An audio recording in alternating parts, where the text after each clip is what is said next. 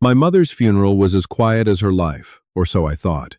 When her attorney handed me the deed to a sealed cottage in rural Maine, I expected to find old furniture and mothballs. Instead, I stumbled into a labyrinth of deceit that rewrote my entire existence.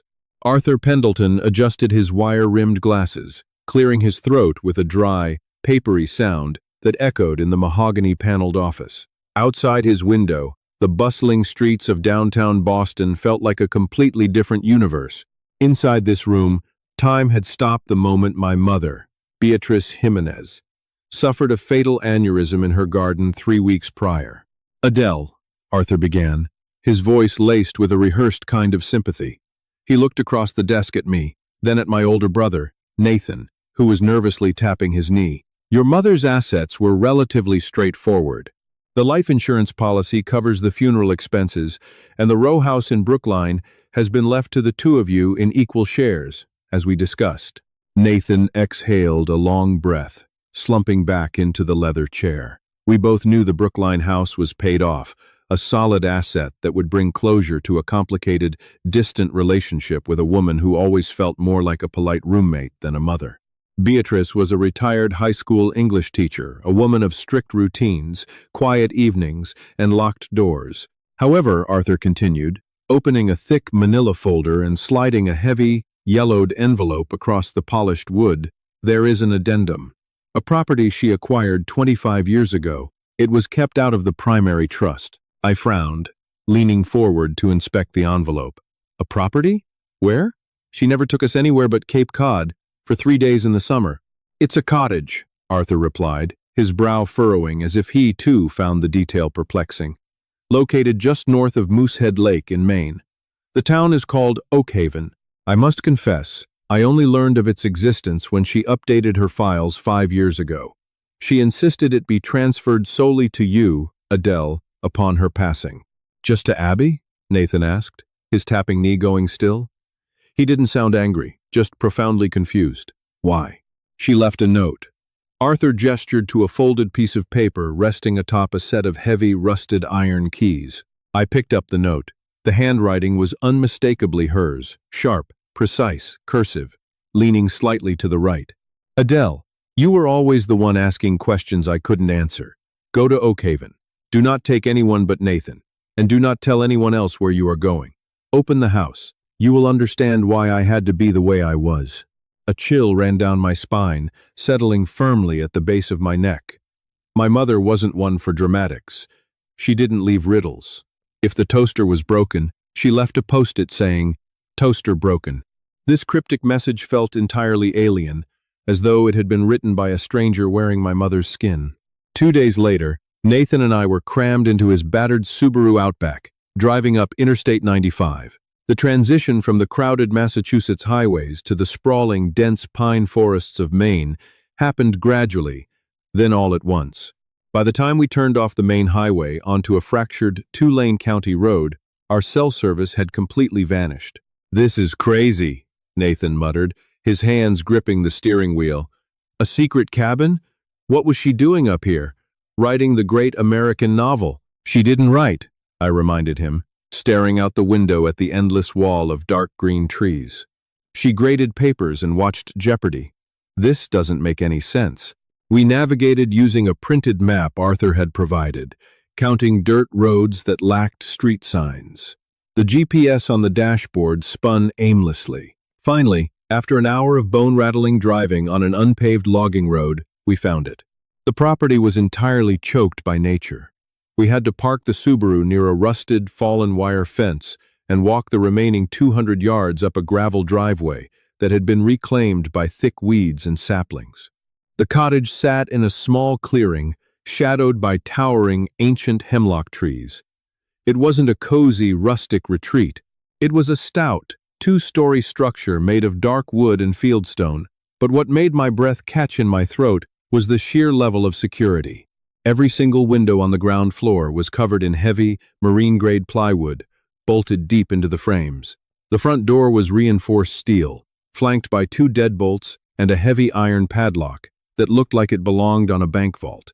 "Abby," Nathan whispered, stepping up beside me.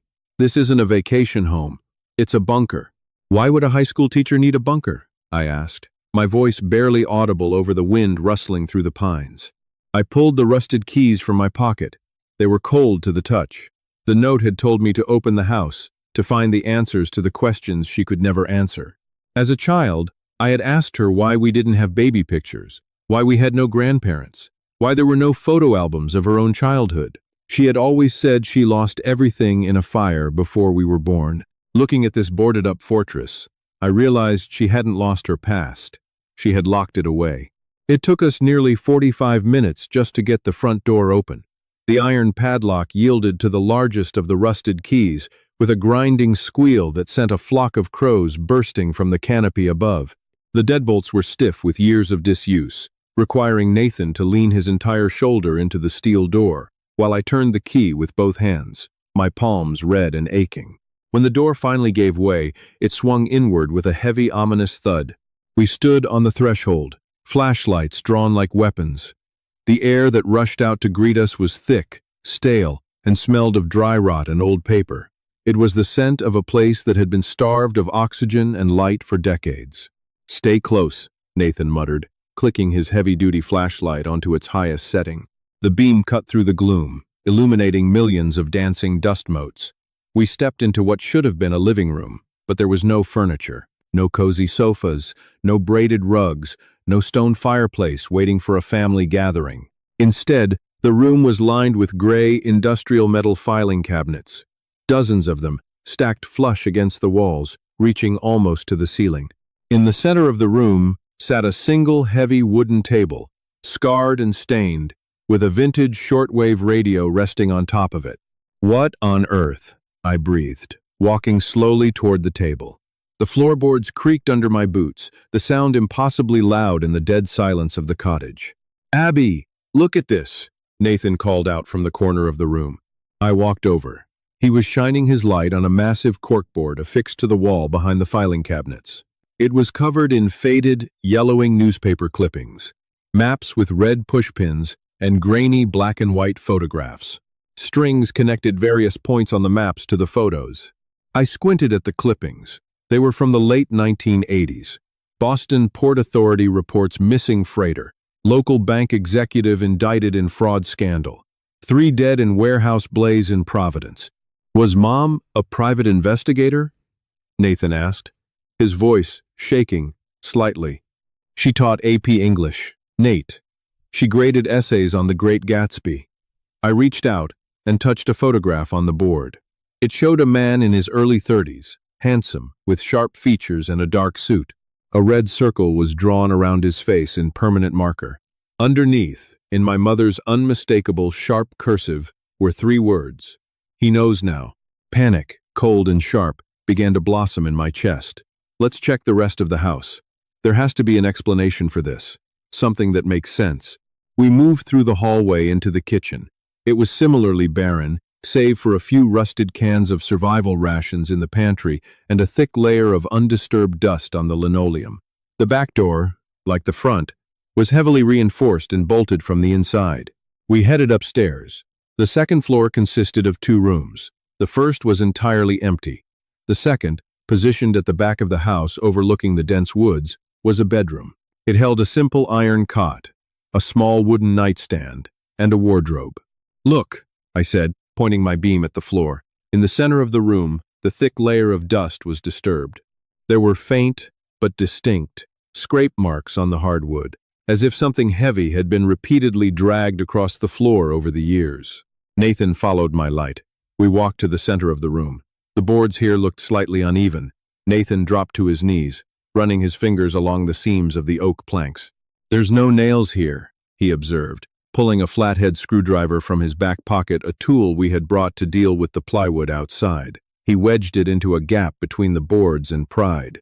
With a sharp crack, a section of the floorboard popped up. I knelt beside him, helping him pull away 3 short planks. Beneath them was a hollowed-out cavity between the floor joists.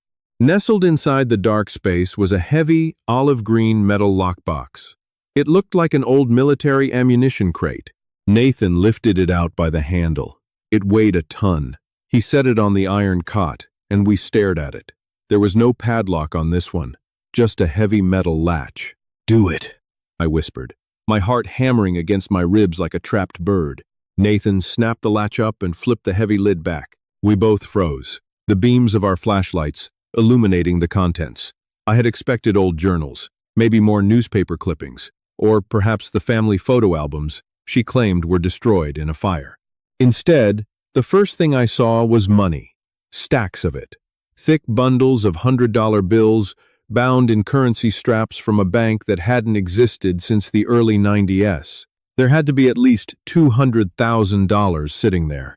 "My God," Nathan choked out, reaching a trembling hand toward the cash but stopping short of touching it. I didn't care about the money. My eyes were drawn to a thick leather satchel tucked beside the stacks of bills. I reached in, my fingers grazing the cold, dry leather, and pulled it out. Unbuckling the strap, I upended the satchel onto the bare mattress. 3 passports tumbled out. I picked up the first one. It was a U.S. passport, issued in 1986. I opened it to the photo page. Staring back at me was a younger version of my mother. Her hair was dyed jet black, cut into a sharp bob. But those piercing, serious eyes were unmistakably hers. I looked at the name. Margaret Hayes. I dropped it and picked up the second passport. Canadian. Same face, blonde hair this time. Evelyn Cross. She had aliases, I whispered, the reality of the situation rushing into my brain so fast it made me dizzy. Nate, she had fake passports. Real fake passports. Nathan wasn't looking at the passports. He had reached into the bottom of the lockbox and pulled out a small, velvet-lined jewelry box. He popped it open. Inside wasn't a necklace or a ring, but a single, folded piece of thick cardstock. He unfolded it. It was a birth certificate. "Abby," he said, his voice dropping to a hollow whisper. He handed it to me. I took the document. It was issued by the state of Massachusetts. Child's name, William Thomas Phillips. Date of birth, the 14th of October, 1988, 3 years before Nathan was born. Mother, Beatrice Phillips. Father, Arthur Pendleton. I stared at the paper, the words blurring as my eyes failed to comprehend what they were reading. Arthur Pendleton, her lawyer. The mild-mannered, quiet man sitting in his mahogany office in Boston. But it wasn't just his name on the certificate. Tucked behind the birth certificate was a Polaroid photograph. It was a picture of my mother, radiant and smiling, a smile I had never once seen in my entire 30 years of life. She was holding a toddler in her arms. Standing next to her, with his arm wrapped securely around her waist, was the man from the corkboard downstairs. The man she had circled in red. The man labeled, "He Knows Now." It wasn't Arthur Pendleton. Before I could even process the contradiction, a sound echoed from the ground floor. It was the heavy, unmistakable sound of the steel front door slamming shut, followed by the metallic clack of a deadbolt sliding into place from the outside. We were locked in. Panic is a cold, heavy thing, and in that suffocating upstairs bedroom, it dropped over Nathan and me like a lead blanket. The sharp, metallic echo of the deadbolt sliding into place outside reverberated through the hollow floorboards, followed immediately by the crunch of heavy boots on the gravel driveway. "Hey!" Nathan roared, his shock instantly dissolving into furious adrenaline. He dropped the birth certificate, practically leaping over the iron cot, and charged down the narrow staircase. I was right behind him, my flashlight beam bouncing chaotically off the peeling wallpaper. By the time I reached the ground floor, Nathan was already throwing his entire body weight against the reinforced steel door. It didn't even rattle. The thick marine-grade plywood over the windows blocked any hope of an alternate exit.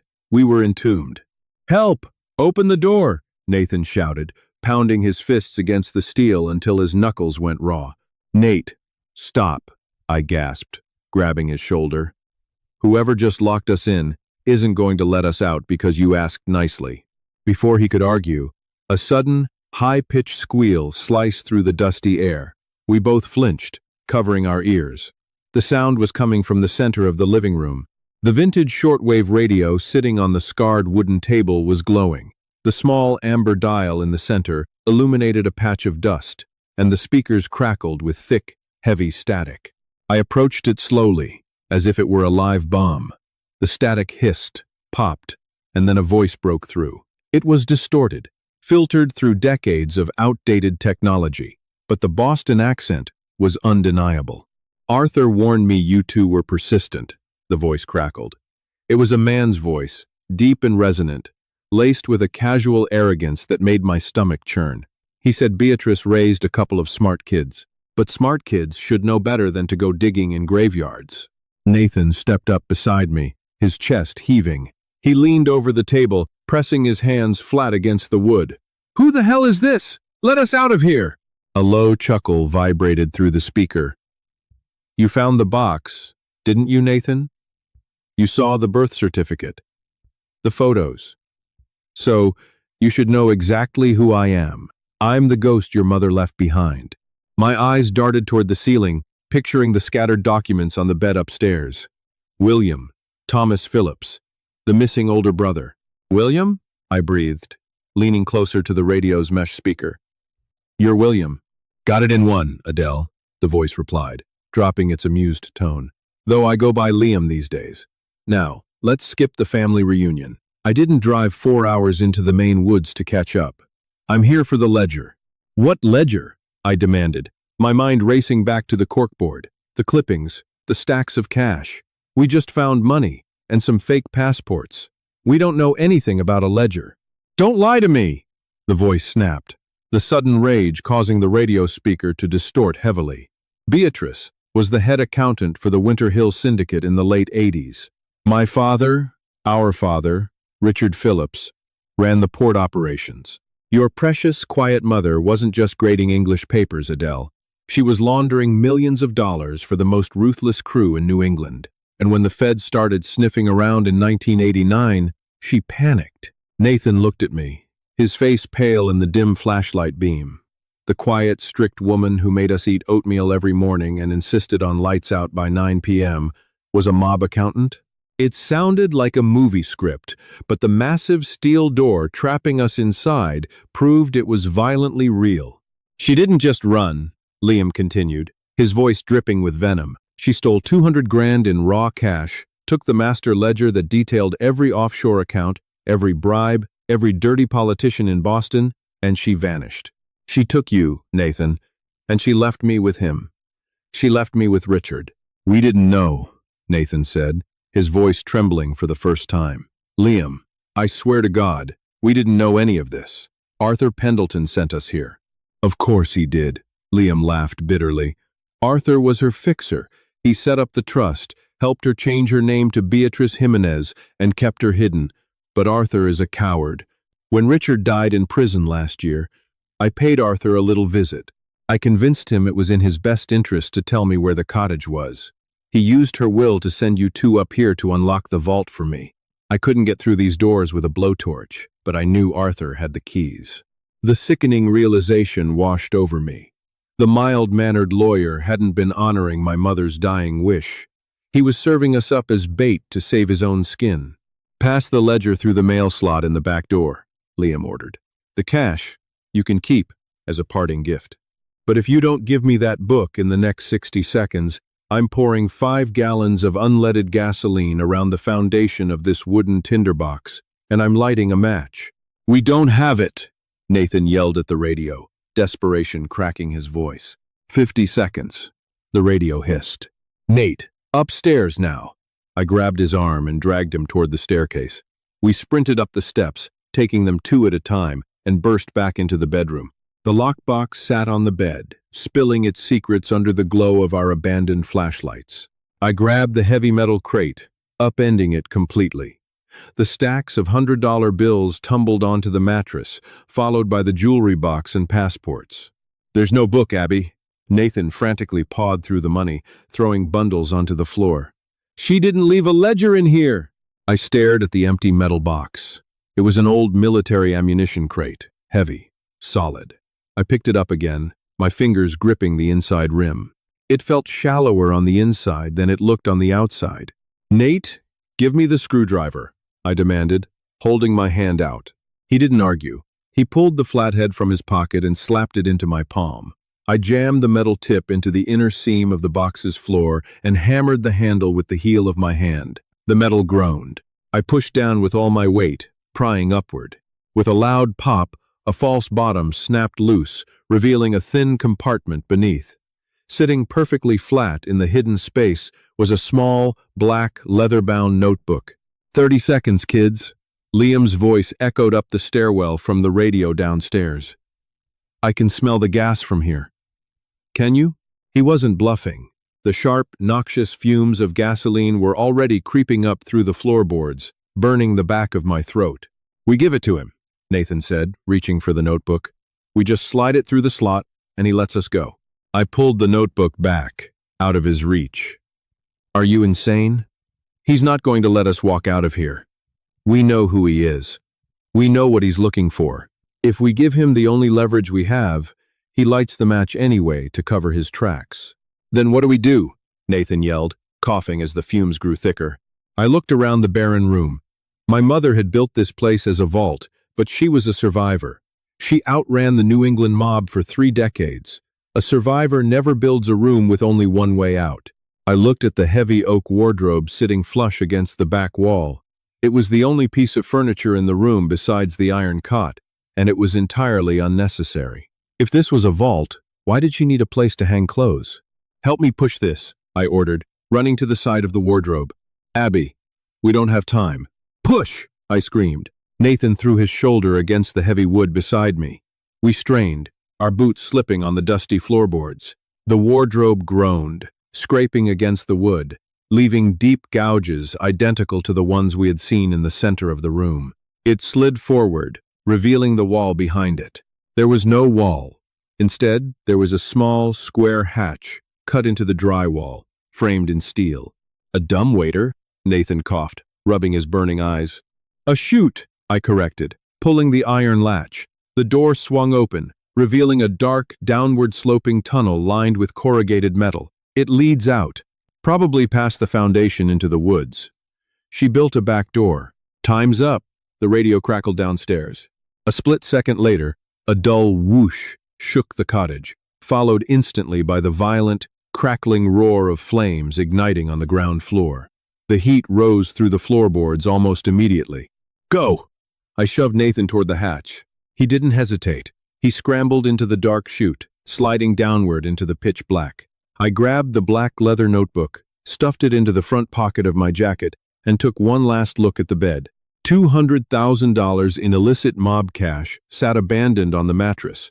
I didn't care. Let it burn. I dove into the chute just as black smoke began billowing up the staircase. The slide was steep, dark, and terrifying. The metal tore at my jeans and jacket as I plummeted downward for what felt like an eternity. I hit a sharp curve, the air growing instantly cooler, and then I was unceremoniously dumped onto cold, damp earth. Abby, you okay? Nathan was beside me, coughing violently. We were in a narrow dirt tunnel, braced with heavy timber. Pale moonlight filtered in from a rusted grate, about 20 feet ahead. We crawled toward the light, pushing the heavy iron grate open. We tumbled out into the freezing night air, scrambling up a steep ravine heavily obscured by thick pine branches. We were easily 100 yards behind the cottage. We stayed low, pressing our backs against the trunk of a massive hemlock tree. Through the branches, we watched the horror unfold. The entire front half of the cottage was a towering inferno. The flames licked high into the night sky, devouring the dry timber and plywood. Standing near the edge of the tree line, silhouetted against the roaring fire, was a man holding a red jerry can. Liam. He stood there for a long time, watching the structure burn, ensuring that his father's secrets and his newfound siblings were reduced to ash. When the roof finally caved in with a deafening crash, sending a shower of orange sparks into the canopy, Liam turned and disappeared into the shadows. We didn't move for hours. We waited until the fire died down to a smoldering, hissing ruin, and the first light of dawn began to bleed through the trees. We walked 5 miles to a main road before a passing logging truck picked us up.